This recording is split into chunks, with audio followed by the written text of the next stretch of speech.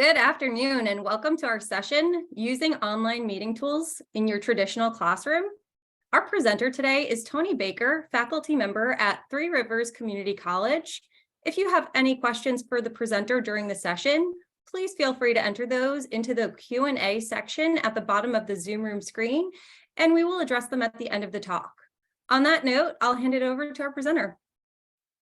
Hello, everybody. My name is Tony Baker, and let me actually share my screen so you can see the presentation.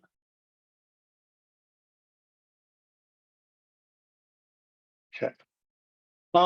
So I've been teaching for about 25 years now in K through 12 or high school level, and also at the community college level.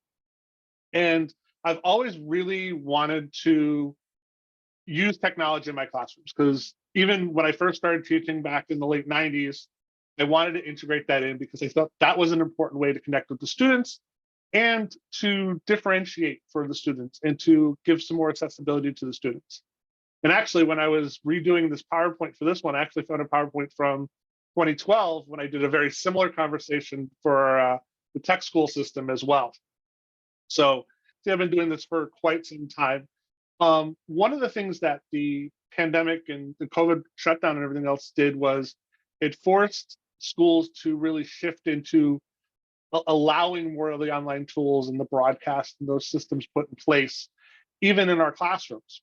So when I went back to the actual classroom last year, all the rooms had been updated with computers and microphones and cameras and projectors and stuff like that. So this way you have those tools along with it. So figured might as well use them. So we're going to look at three main concepts with this. We're going to look at how to record your classroom, and we're going to look at how to disconnect from your desk and start to move around the room so you're not just standing in front of it. And then at the end of how to actually put all that stuff online for your actual students. So recording the classroom, one of the quotes I found is that students don't learn at the same rate.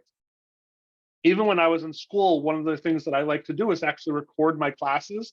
I had a little tape recorder that I recorded my classes with. That allowed me to go back and listen to the teacher and go back and basically rewind, fast forward, and get those pieces that I might have missed the first times through it.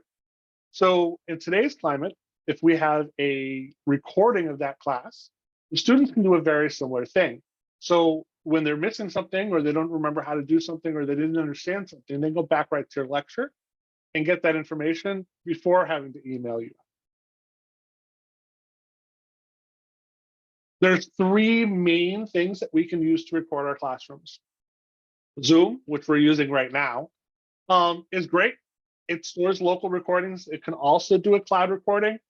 The free version only gives you a 40-minute max, and most of our classes, if you're like me, are a little longer than 40 minutes. So if your school pays for it or if you pay for it, you can do an unlimited recording with Zoom. Google Meet is the one that I typically use. Most schools have access to unlimited recording. Most school systems have Google services. It only records in the cloud, however. If you don't have a school that does have unlimited recording, you actually still can use Google Meet.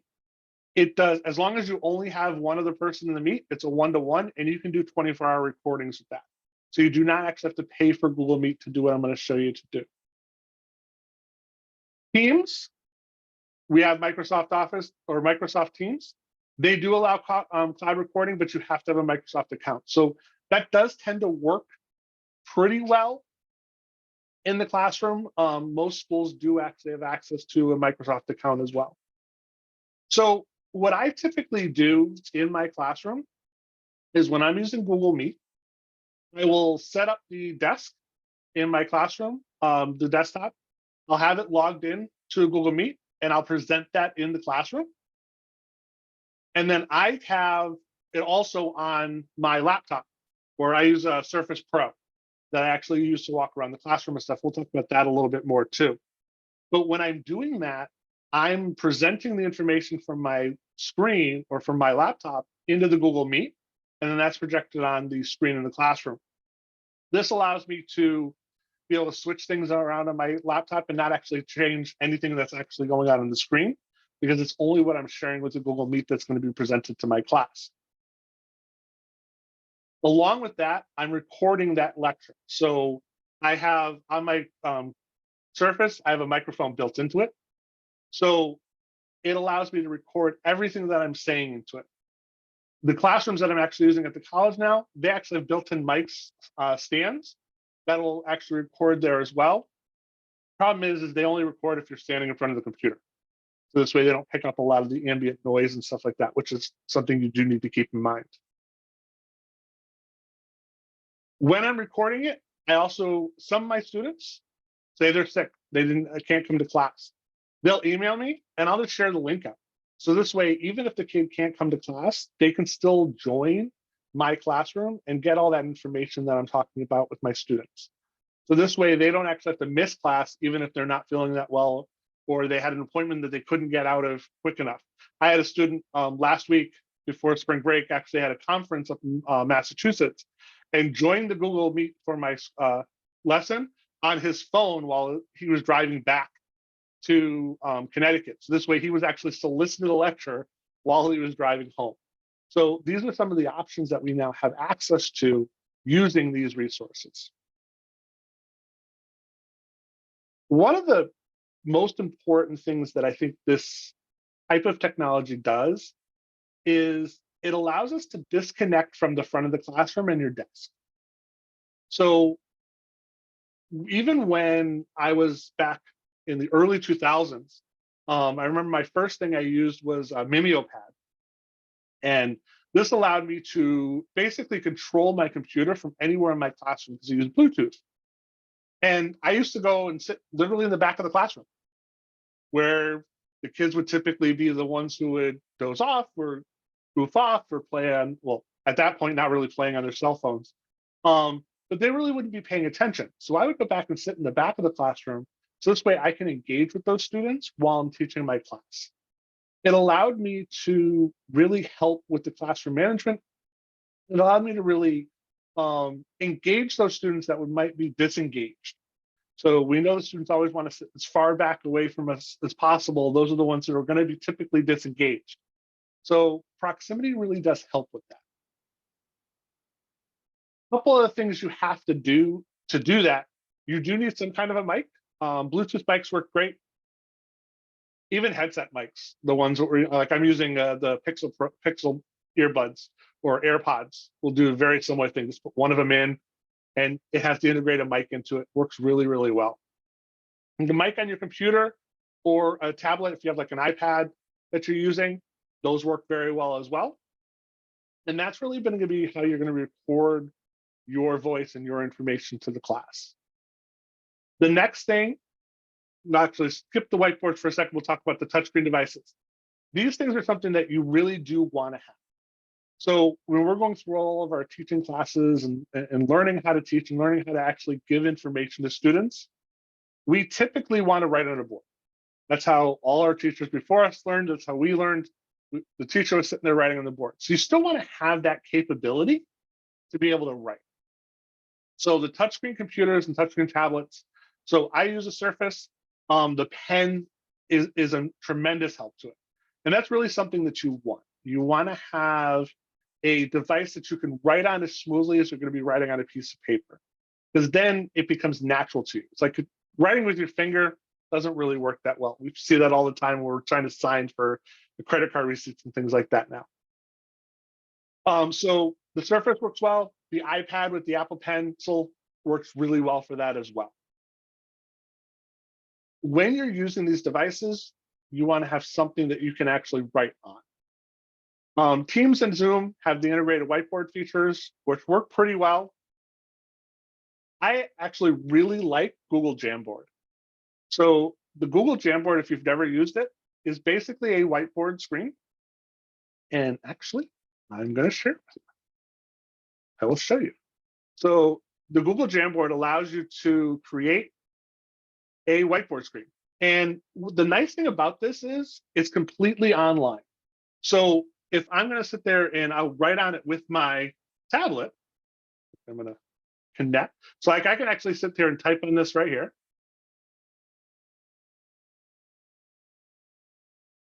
And you can see exactly what I'm typing. I can log into this exact same Jamboard on another device, say the device that I'm walking around the classroom with.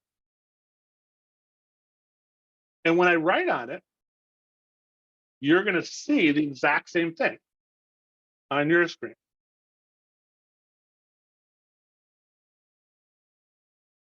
So this gives me the ability to write and work on a screen that doesn't necessarily have to be shared from that device.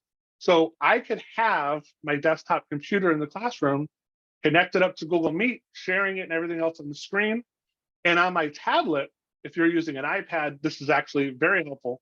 Or the Surface, you can literally just have that whiteboard screen up at that point.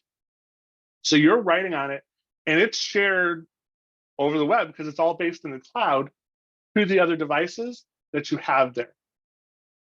This allows you to do actually some really cool things. So one of the great things is like you're looking at this and I can sit there and I can easily pull up other information on my tablet that you're not even looking at and be able to add those images and pictures and everything else directly right into my slideshow. And you're not even seeing anything going on. So I can sit there and talk about it. And then I can just add it in. So while you're having the conversations and working with the kids, you can work on your computer and pull things in and have it there ready for the kids. And nothing is going to change on your screen except for what you put up there. So it doesn't distract from the kids when you're looking at other screens and popping things back and forth, or God forbid you share your email screen, which I've seen teachers do. You only are sharing that one screen because you're not working actually on that computer. This does really help you get away from the front of the classroom. Like having those devices, having the whiteboard screens, having the mics allows you to pull the focus away from you standing there and onto the material. It's like, I love teaching from the back of the class because I want the students engaged with the material and with what I'm talking about more than staring at me. And sometimes when they're staring at them, you can actually have that some of those little distractions. Mike, actually, a really good question, and I could answer it later, but I'm going to answer it now because it actually fits really well with this. You actually can share the Jamboard with your students. So you can share it right there and just share it out to whatever students have it. What I typically do, and I'm going to actually show you in a little bit, is I'll typically download the PDF. So this way they get a copy of that from there. But you actually can have the Jamboard shared with all your students, and they can actually write questions and write information on that as well, and share that with their classmates. So it also works really well for group projects and things like that. So because everybody has access to it, just like a Google Doc document.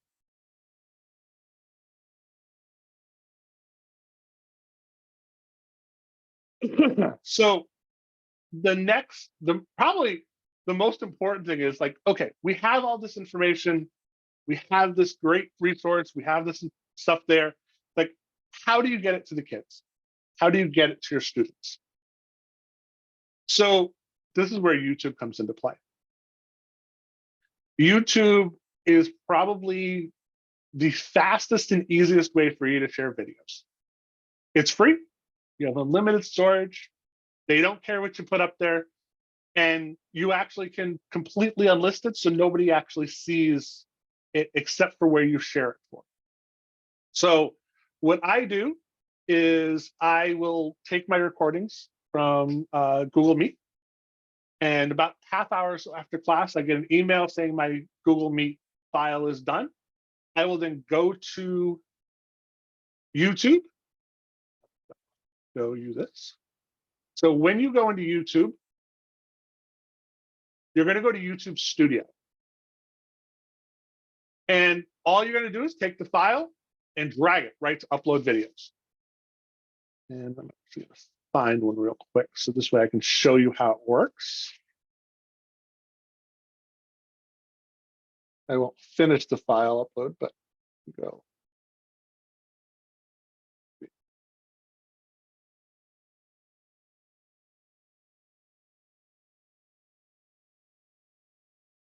Picture of a.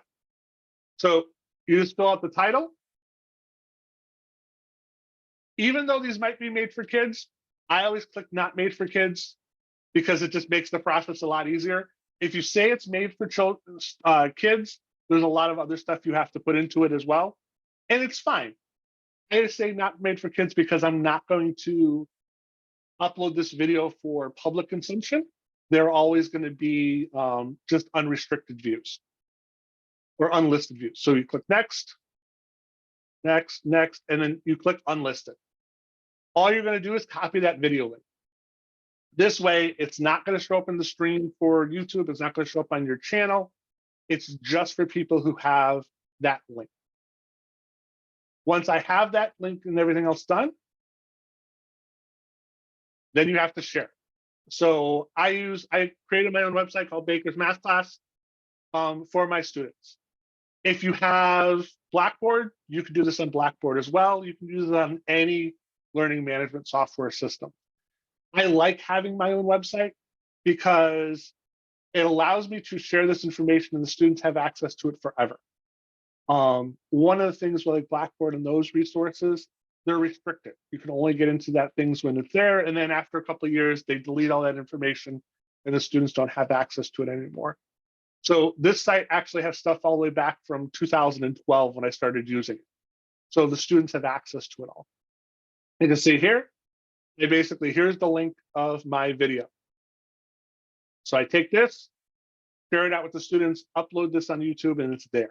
So they can watch this video on any device. That's one of the great things about using YouTube as your base, because it allows you to use it on your phone, tablets, computers, TVs, everything.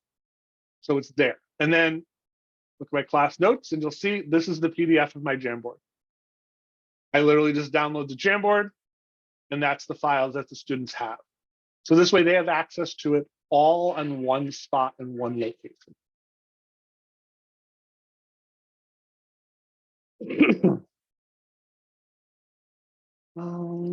He's got that. And that went a lot faster than I thought it was going to be. Normally when you have the people in front of you, they ask questions and stuff like that as you're going, so it goes a little bit faster or a little slower. One of the things that I really want to do with these tools is to basically allow students the accessibility that they want. I want my students to be able to access my information whenever, wherever, and however they want to be able to access it. Couple of things that you can use in these Google Meet and on YouTube, you can do closed captioning. So this way, if a student wants to be able to view it and it's in a noisy environment, stuff like that, they can have the closed captioning on there for it, which is really nice. And Google does that automatically. You just got to check the little box for it. So this way they have that there. You don't have to actually do that other information. You can use in YouTube, when you have your videos, you actually can go in and edit your videos. So you can, here, you can edit your titles and everything else there. You also can, if I can find it, they have the video editors also built into it.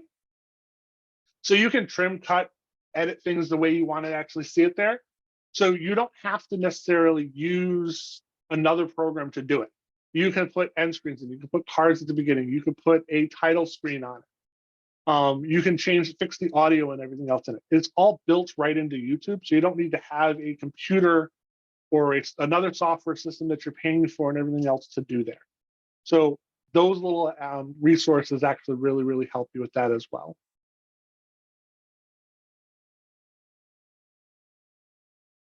That questions. Anything you'd like to know? That it went a little faster than I thought it was going to. So.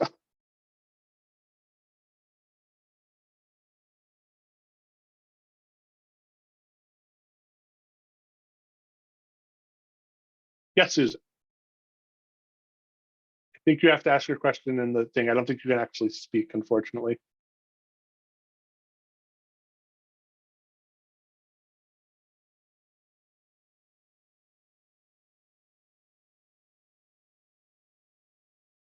So there should be a box down the bottom that says Q&A. If you just go in there, you can actually type in the question.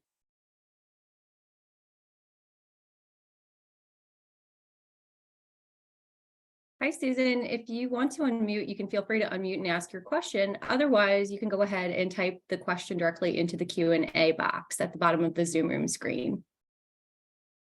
And if anyone else wants to ask questions, feel free to raise your hand to unmute and or drop them in the chat there.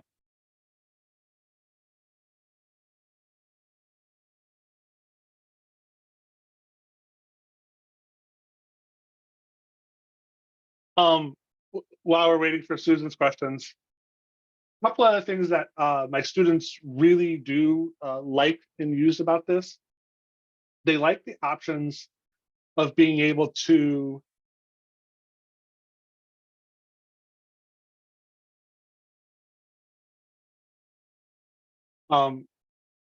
be able to actually interact with it. So one of the cool things that you actually can do with being able to present and stuff is you can use all those tools that you actually started using during COVID, like Kahoots and those type of things. You can actually present all those in your classroom. It'll also all be recorded as well. So any website that you use and share, you can actually then do the recordings for it. So this way you don't have to just use it as a whiteboard like I'm using it as that respect. Or it's like I'll throw up Desmos and I'll do some interactive stuff with Desmos and things on the screens as well. And it's all recorded. You don't have to actually sit there and play around with those tools. It's all just basically being recorded.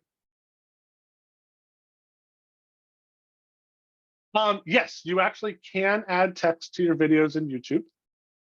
So back to the studio, I'll show you.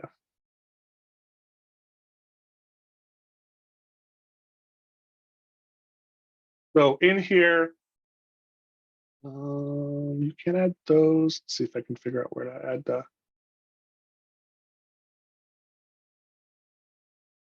I know you can. Now it's a matter of figuring it out quickly on the screen. You can add info cards and stuff to it, which probably will do the exact same thing. It's basically just going to be a little card that'll pop up to it. A lot of times when I'm recording it, the text and stuff like that, I'm going to be adding while I'm actually teaching the lessons. So I don't, honestly, I do very little actually editing of my videos when I throw them up on YouTube. I get it from me, I throw it up there. So my videos go up probably within about half hour, 45 minutes after my class is over. So this way the students have access to it immediately. But you do have that options in there. And there's a lot of other great software programs out there that does have the resources and stuff like that. You can record all your stuff and plug it right into PowerPoint and use PowerPoint to do a lot of the stuff too. Have the slides and everything else there.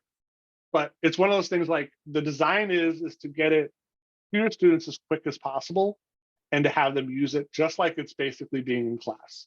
You don't want to, like, my goal with a lot of the technology and stuff is not to add extra stuff to your time and not to add extra stuff onto your plate. As teachers, we have a lot of stuff on our plates already and we don't have a ton of time. So doing this, it basically takes almost no time at all for me to get this stuff out to my students. My website, I use Squarespace for it. It takes me maybe 3 minutes to upload the files. It's like just click a couple things, add the links. And since it's on YouTube, it's not uploading a video. It's just adding a link right to my site, which is kind of nice.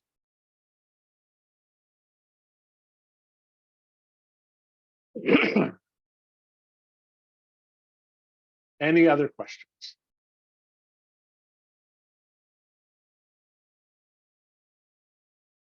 I need to learn how to talk slower. One of the things, actually, I'll show you this. If you haven't actually seen it, let me actually, I don't know if you can actually see my screen. Let me actually stop sharing for a second.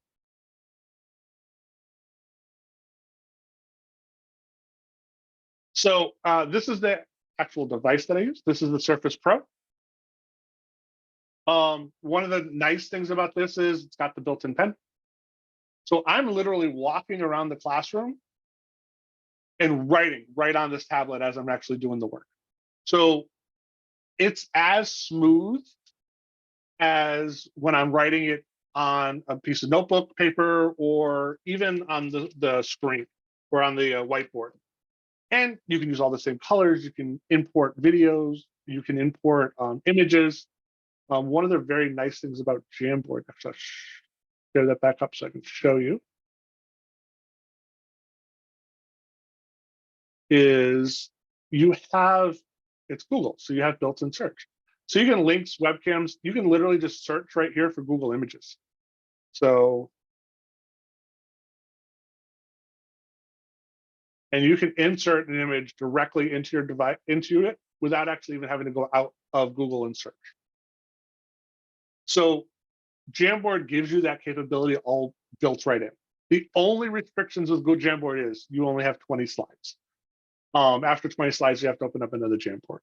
So that's the only restriction that I've actually found with Google Jamboard. You can download everything as a PDF. You can save each frame as an image if you want to just put different images and stuff up in there. You can design this whole thing ahead of time. You can upload actually in a PowerPoint and make it into a Jamboard. So all that information's already there, and then you're just writing on it beforehand. So my typical Jamboards, I have them all designed and everything else for the class. And then I'm just going through and writing all this stuff on it. So like this is my statistics class that I did last week.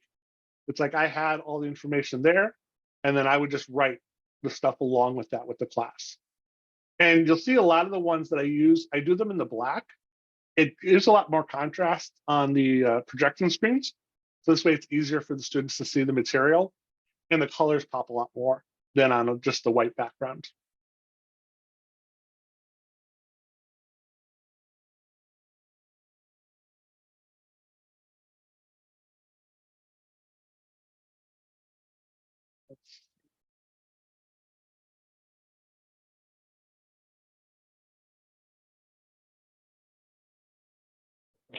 Yeah, PowerPoint's nice, but it's restrictive in some ways.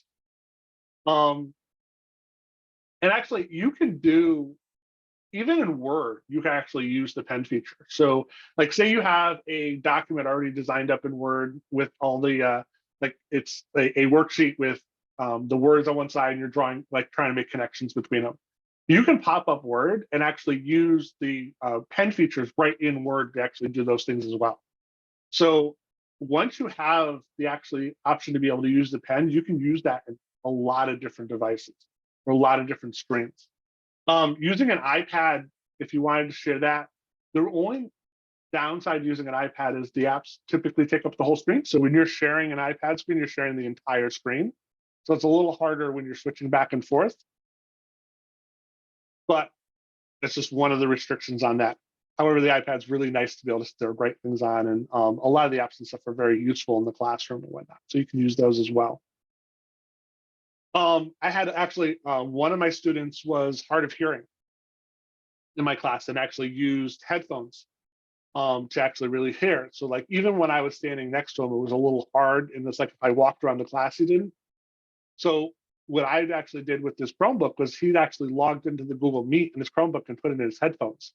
So this way they actually were able to hear the lecture no matter where I was in the classroom, and they had the noise cancellation. So it just cut out all the distractions for that student. So they were actually able to get that information directly in the classroom. So this way, not only did the students have access to it outside of the classroom, some of them actually used it in the classroom as well to be able to see, because they couldn't see the board or it was a little blurry or things like that. So they were able to actually have that stuff right on the screens in front of them. So, which helped out a lot of my students as well, especially that one student. It was a life-changing for him in that classroom. And his grades went from B's up into B's or upper C's and B's because he was able to hear everything that I was actually saying in that class.